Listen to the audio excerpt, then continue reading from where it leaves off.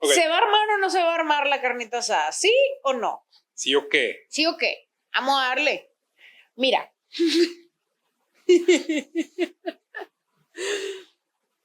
Hace unos días. ¿Cuántos? Hace unos cuantos días se quemó el stage principal del Tomorrowland. Y me dolió, o sea, me enteré y me dolió porque es un lugar al que he querido ir por muchísimos años. Está espectacular todo lo que hacen, la magia. Me imagino que el lugar, o sea, solo pensar Bruselas, haditas volando, DJs tocando. Seguro ves cosas volando, eso es un hecho. O sea, todo volando. No sé en qué momento algo sucedió y se quemó. O sea... Y el problema es cómo avisas que eso pasa porque se filtran imágenes. Aparte... ¿Qué tienes que decir? ¿Cómo lo dices? ¿Qué te parece si lo platicamos? Ok, me parece bien. Hola, mi nombre es Hafsa Sufé. Yo soy Giovanni Lobato y esto es Pláticas en Casa. Y hoy hablaremos de comunicación en control de daños. Lo importante que es hablar a tiempo y de forma directa cuando suceden situaciones que no están dentro de tu responsabilidad, dentro de la capacidad de control, pero sí. Son accidentes que también pasan. Claro. Entonces, a ver, vamos, Tomorrowland, ¿se quema? ¿Se cancela? No se cancela. El festival avisó en el día que sucedió qué estaba pasando y qué iba a suceder. O sea, al día siguiente que se salió toda la noticia y que se quemó, avisó cuáles eran las situaciones de que este es el primer escenario y este es el segundo escenario. No literal los escenarios, sino qué iba a pasar. Opción 1, opción 2. Si se puede y se logra, bienvenidos todos, vamos a seguir con el main stage y todo, porque lo que se quemó fue el principal, sí, el más grande de todo. No me ha tocado ir, entonces no sé bien cómo funciona este de el principal.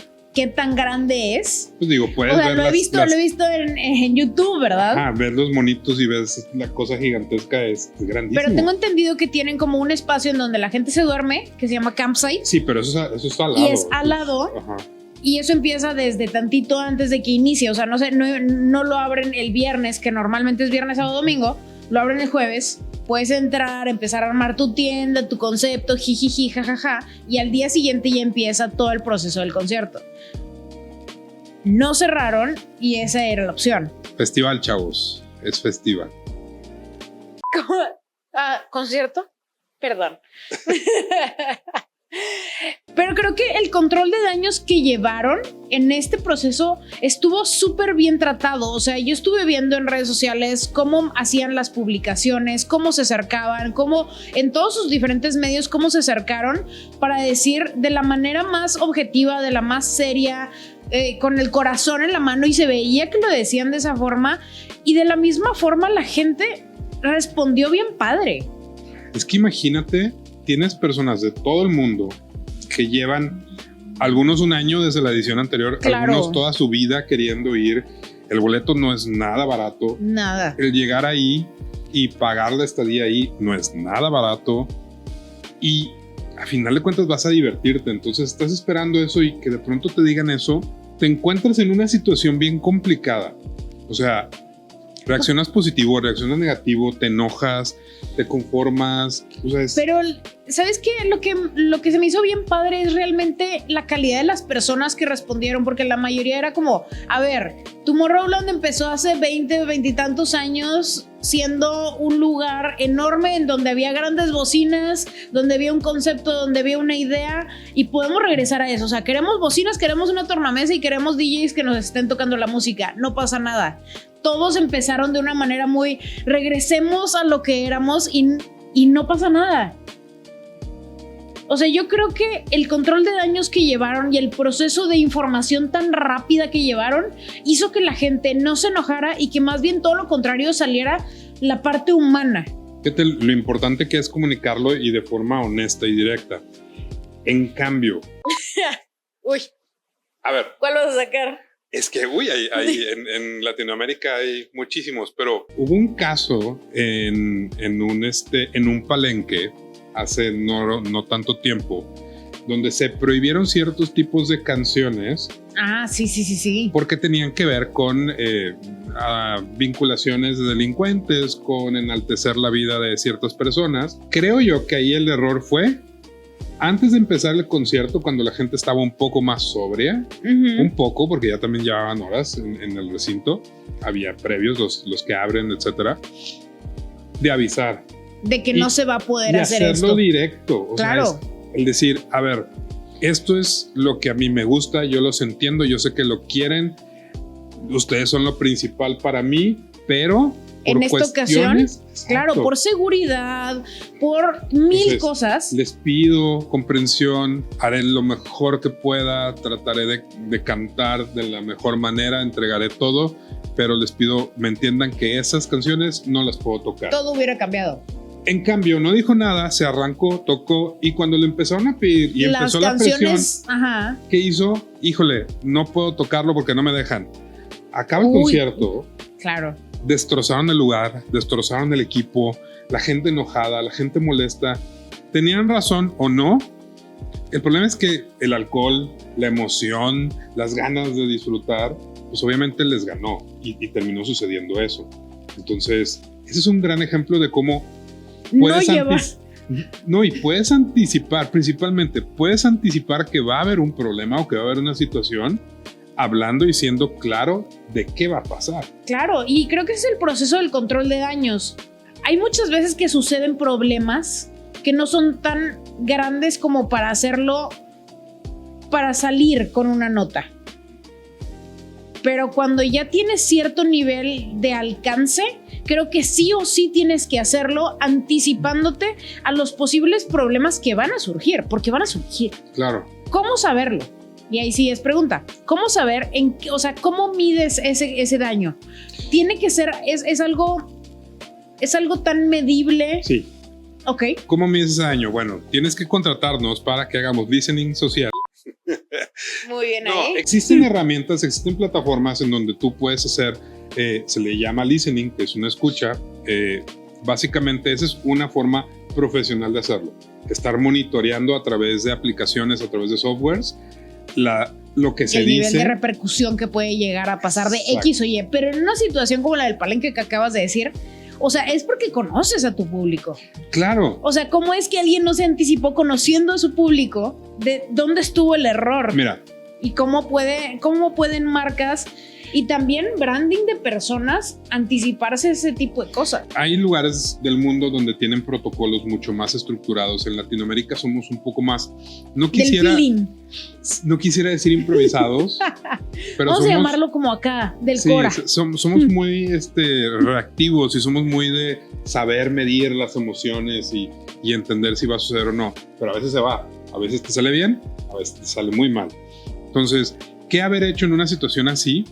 Y eso aplica, lo voy a tratar de hacer como neutro, no específicamente en eso. Crear un ente externo, es decir, en esa situación hubiera sido alguien del predio, o sea, alguien del palenque, alguien del edificio, alguien del escenario, que no tenga que ver con el grupo y que esa persona sea la que dé el aviso. Lo van a abuchear, le van a aventar 2, 3 cosas, pero no van a destruir el lugar. Y sí, así esa persona puede deslindar al artista y generar menos reacción hacia el artista, y el artista ya solo va a hacer, de acuerdo, pues ya lo escucharon, o sea, no está en mi lado, tampoco es parte de ellos, son las autoridades y no podemos hacer otra cosa. Entonces, mi música está en plataformas, pueden escucharlo cuando quieran, pero hoy no vamos a poder hacer eso. Y está perfecto tener ese ente cuando es antes, ¿verdad? Estoy previniendo. Antes, después, ¿ok? Ajá, pero el después. Por ejemplo, la situación del ceremonia. Que le cambiaron el concepto, o sea, a lo que sucedió. Ok, ahí va. Y le cambiaron. Y estuvo, o sea, lo llevaron a algo muy negativo que muchísima gente, o sea, se lo tomó muy personal. El tema es, pues porque también fue a un grupo o un segmento muy vulnerable, que son los reporteros. Claro. Que es la gente que, uno, están desde bien temprano en el evento, son muy maltratados, los empujan, no les dan acceso, no les dan lo que les prometen, los tratan como si realmente estuvieran haciéndoles como un si favor. les estuvieran haciendo un favor, exacto, cuando ellos son los que llevan la comunicación. Claro. Y creo que desde ahí fue el porqué. Digo, ha pasado en otras situaciones. Claro. Donde cuando es un reportero el que es dañado, es afectado o lastimado, herido, se vuelve más grave porque la gente está muy susceptible a ese tipo de personas o a los que están ofreciendo un servicio. Todavía un asistente, alguien de un grupo, pues bueno, pero si es un staff, alguien que está trabajando como que duele cambia, más. Claro. Entonces, bueno, ¿cómo haber resuelto esa situación? Aquí el problema principal es que hubo un tema de negligencia porque no estaba dentro de las revisiones de protección civil lo que se cayó. Sí. Entonces, para cuando lo pusieron, nadie sabía que lo iban a poner. Esa decisión fue de alguien que le valió queso. El problema es que es de alguien que estaba en una jerarquía tan arriba que no solo no ha salido el nombre como tal. Sí, ajá. Ni siquiera se especula sobre quién pudo haber sido. Tuvieron que obedecer a pesar de que ya había existido la revisión de las autoridades. Entonces, fue ahí un tema de porque yo digo, hazlo. Claro, entonces, y al momento ya de la información, o sea, de que ya sucedió el problema, compraron la nota y cambiaron la información. Y estuvo bien mal. Y estuvo bien mal porque cambiaron cómo habían sido las cosas ante toda la gente, pero los que estuvieron ahí supieron lo que pasó. Y es que hoy con el tema de la conexión todo el tiempo y las 1000 cámaras y los 1000 ojos que hay en todo momento, en todo lugar, ya no te puedes esconder. Exactamente. Como cuando estás en un concierto de Coldplay con tu gerente de RH. Con tu querida. Qué horror. Otra cosa más. Y nuevamente, a ver, creo que estamos en un momento en donde el control de daños tiene que existir, ¿sí? Sí. Pero tienes que ser lo más humano, tienes que ser lo más leal y lo más real a la situación que está pasando. Y va a haber mucho menos caos al momento de ser así, claro, que al intentar hacer lo que hicieron, lo que pudo haber sucedido. A lo mejor les pudo haber funcionado hace 20 años que no había tantos celulares y tantas cosas. Ya no funciona eso. Mira, te voy a dar la fórmula, o les voy a dar la fórmula para un comunicado de este tipo, y son capas de información. Venga. Pueden ser en orden, o mejor dicho, lo recomendable es que sean en ese orden, pero bueno. Primero es clarificar, es decir, ¿qué pasó? Exacto. Día tal, los hechos tal, donde sucedió esto, donde se involucró esto, donde pasó. Primero es claridad de la situación. Después, empatía. Empatía por parte de quien tiene la responsabilidad. Sí. Lamentamos, trabajaremos, nos uniremos a las familias, apoyaremos, dentro de nuestra responsabilidad responderemos. O sea, es empatía y dar el frente y ser responsable. Después, la parte legal. Claro. Nuestro equipo trabajará con las autoridades para esclarecer y que se llegue a los responsables, y después la condena, que es y se castigará o se tomarán las medidas correspondientes para que los responsables tengan eso. Son esos 4 puntos, y eso para cualquier cosa. Amigos, regalado, ya lo tienen. Pero sí, hay que ser rápidos. Ahora, también a veces pasa que uno cree que al día siguiente todos se van a enterar y a veces nadie se enteró. Entonces sacas el comunicado y te estás poniendo el pie.